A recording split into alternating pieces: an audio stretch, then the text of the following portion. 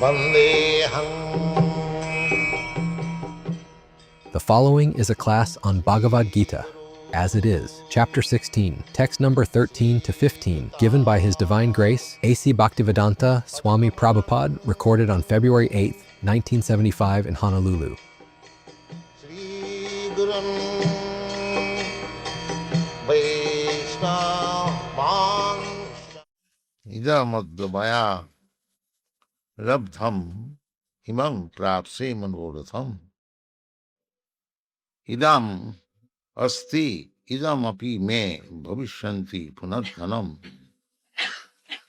Aso Maya Hatat Satru Anisse Cha Apuranapi. Isharoham Aham Bhogi Siddhoham Balavan Sukhi. Athoham Abhijana Janavanasmi. Ko Annasti Madrisho Maya Jakhe Dashami Modisha Iti Agyana Vimohita. So, last night we discussed about the demons thinking. Asapasa sati badhya.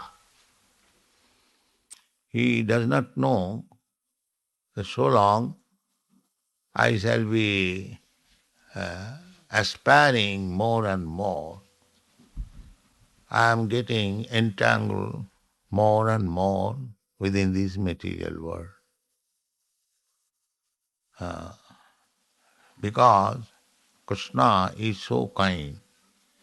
He has given me freedom to enjoy this material world. But according to my work, I am becoming implicated. So long I will have a pinch of desire for enjoying this material world, I will have to accept a typical body. This is the law of nature. When you will actually be free from all material desires, then it is called mukti. Mukti, liberation. That is liberation. That standard of mukti, mukti standard or mukti platform is bhakti rupa. No desire does not mean no desire for serving Krishna. That is real desire. Other desires are artificial. That is material. But the desire that is called Krishna consciousness. When all our desires are for serving Krishna, desires you cannot give up. That is not possible. Desires will remain there. But at the present moment, in the conditional stage, the desires are being misused. That is the defect. Therefore, the definition of bhakti means annavilasita sunnam. Sunna means zero. That is called nirvana. The Buddha philosophy advocates nirvana. No more desire. That is their philosophy. By desire, you are becoming implicated. So, make all your desires extinct. Then there will be no more feelings of pains and pleasure. Desirelessness. But that is not possible. Desire must be there because I am living there, a living being. I must have desires. That is the symptom. A stone has no desire, but a living being have a small, insignificant ant. It has got desire. The insignificant ant gets information that in the other corner of the room, which is 100 miles for this ant, because the world is relative world. So this length of the room from this corner to the other corner for an ant, it is 100 miles. Yeah. Because the world is relative. According to the size, atomic size, the distance. Now we have got speedy aeroplane, the distance has reduced. Distance from Honolulu to India, if you go by land, it will be 10,000 miles. But it is 10,000 miles, but the speedy aeroplane has reduced. So relatively, everything is relative. This is called relative world. Professor Einstein, he has proved the law of relativity. So the ant, he has to go to pick up 1 grain of sugar by going 100 miles in his capacity, but it will go. That is desire.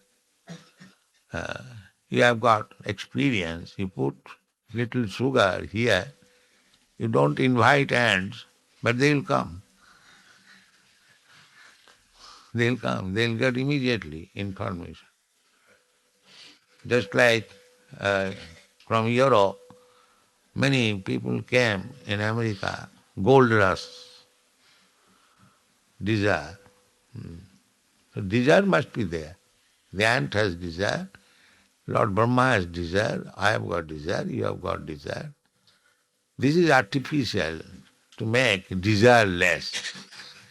That is not possible. Therefore, bhakti means to purify the desire. That is bhakti. Annavilasita sunnam. Annavilasita sunnam jnana karmadhanabhritam anukullina krishnaanusilanam bhakti iruttama. Tatparatena nirmalam. Sarvapadhi vinirmuktam. I am desiring now with upadhi, designation. I am Indian, I am desiring in a way, you are American, you are desiring in another way. Similarly, a cat is desiring in another way, the dog is desiring another way. Everyone has got desires, different types of desire. Child is desiring some way or other, the boy is desiring another way. So, the desire is on account of this body, defined desire. So when we become transcendental to the bodily concept of life, then we come to the spiritual platform. In that platform, the only one desire is how to serve Krishna. That is required. Not to become desireless, but to purify the desire. That is bhakti. Sarvapadi vinirmuktam tatparatina nirmalam. Nirmalam means without any dirt, cleans, completely, crystal clear. That is required. The senses will be there, the mind will be there, the intelligence will be there, I will be there, everything will be there, but we have to cleanse the desire. purify the desires. Asha, pasa, sati, vaddha. Here, the demons, they are also desiring. But baddha, they are becoming conditioned. But a devotee, he is also desiring, but is mukta, means liberated. Therefore, in the Bhagavad Gita it is said, Jagyarthe karma annatra karma bandhana. You work for performing sacrifice. Performing sacrifice. Sacrifice jagga. Jagga means to satisfy the Supreme. That is sacrifice. I sacrifice my own convenience. I take all kinds of troubles. There is no trouble, it is pleasure. Just like the mother takes all kinds of troubles for the little child, but she does not think that is trouble, that is pleasure. When you do something out of love, that is pleasure, that is not trouble. In the transcendental platform, devotional service, anything you do, that is pleasure. That is not trouble. Just like you are dancing here, actually, bodily, there is some trouble because you are perspiring, but you are not feeling the trouble. You are feeling pleasure. Otherwise, how you can dance? This is the transcendental platform. So, the demons are bound up by material desires, and the devotees, apparently there is desire, but there is no bondage. This is the difference. There is no bondage. Sarvapadhi vinirmuktam tatparatena nirmanam. So the Mayavadi philosophers, they cannot understand. They are thinking that why these people are taking so much trouble, dancing, jumping. They cannot understand. Therefore they feel displeasure. They feel disturbance because they are not purified. So, asa pasa sati vadhya, the demonic principle is to become bound up by their desires. But if you, on the spiritual platform, then all your desires means loving service to the Lord. That is wanted. So the demon's desires is described here. There is nothing to be explained. We have got practical experience in the material world. They are always thinking, idam addhamaya labdham. Now, today I have earned $500 or something more or less. Labdham means I have got it. Imam prapse manoratham.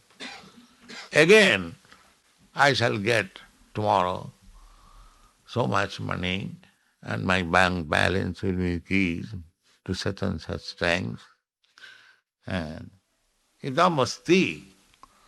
I got so much and so much will be added and the balance will increase. Idam me bhavishyati punardhanam. In this way I will increase the amount of my wealth more and more. There is no question of how much love I have increased for Krishna. And that is bhakti. But where there is no bhakti, they are thinking of this material increase. Aso maya hato, thinking others are enemy. Actually, in the higher status of life, a devotee does not think anyone as enemy. Samas sarveshu bhuteshu madbhakti ravati param. Sama. He knows that nobody can become my enemy unless Krishna desires. So why shall I think of him as my enemy? Krishna has desired him to act as my enemy just to correct me, just to make me more advanced in spiritual life. So why shall I take any action upon him as enemy? Of course, this stage is meant for very highly elevated devotee. That is not meant for ordinary devotee. But the fact is this: how one can become my enemy? If I am Krishna's servant, how one can become my enemy? If one is acting as my enemy, it is Krishna's desire. I have got some defect and he is correcting me. Therefore it is called samas sarveshu bhutesu mad bhakti lavati para. That is the topmost devotee's conception. But when we are preaching, we have to come to the second stage. There are three stages of devotional life.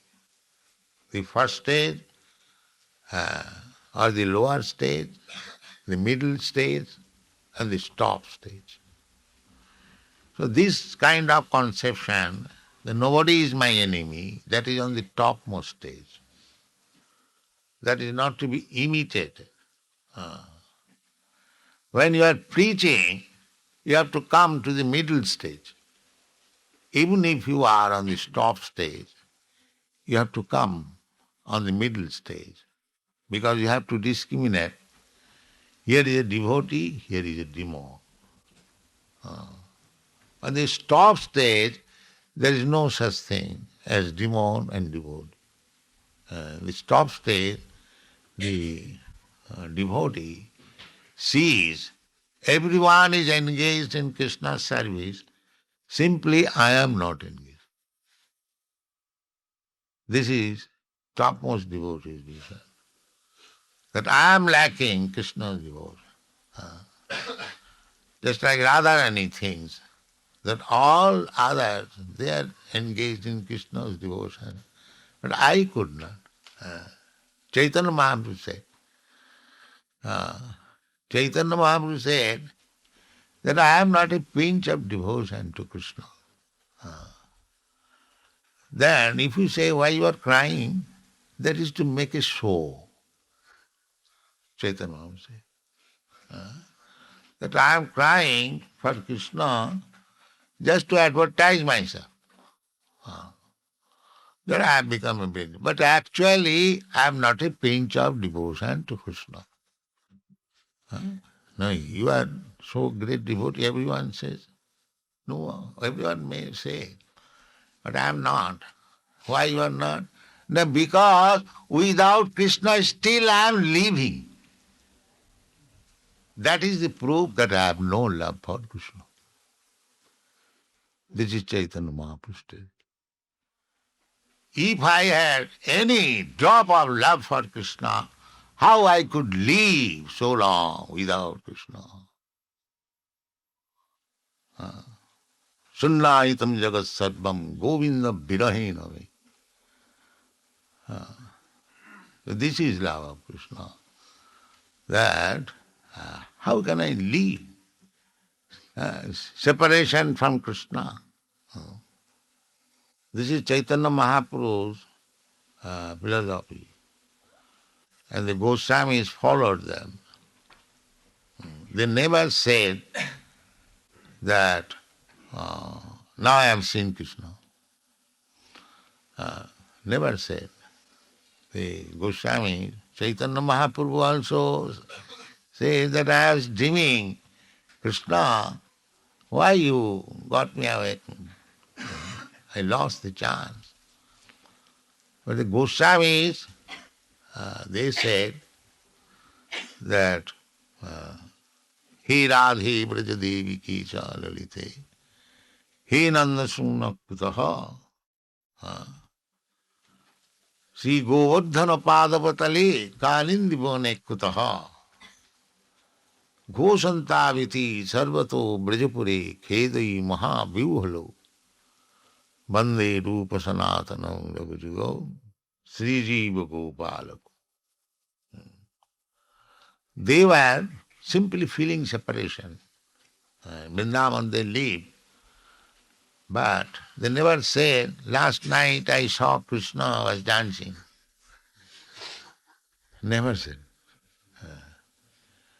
They said that Krishna and Gopis, Radharani, where you are all, He Radhe, Brajadevi ki chalalite, He Nanda Suna Kutaha, where you are? Kalindi Bone Kutaha, Govardhana Padavatale, either on the near the Govardhan hill or on the bank of the river Jamuna, where you are. This is called bhajan, devotion in separation, feeling separation. So in this way, we shall increase our aspiration more and more. That is required. That asha, that hope, that expectation will lead us to the topmost platform of devotion.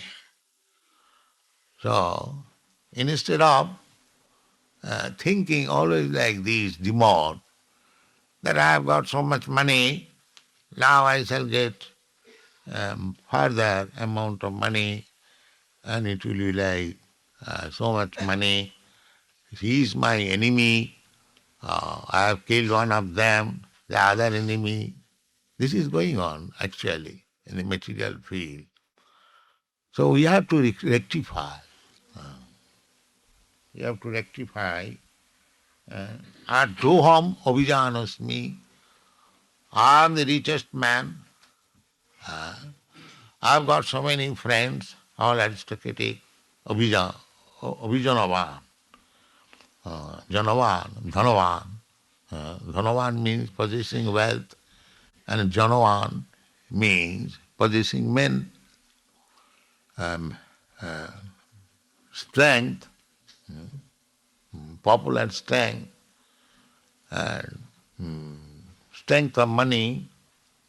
Chaitanya Mahaprabhu says that na dhanang na janang na kabitang va jagadisha kamaya. These are the bhakti path. The demon is thinking, I have got so much money, I have got so many friends, and so many relatives, so many family members. Chaitanya Mahaprabhu is denying that nadhalang na janang na sundaring kavitang vajagadishakam. Just the opposite. I don't want any material friends or followers, neither I want money, simply I want to serve you. Simply I want to serve you. So, in these three verses, everything is, what meanings are there.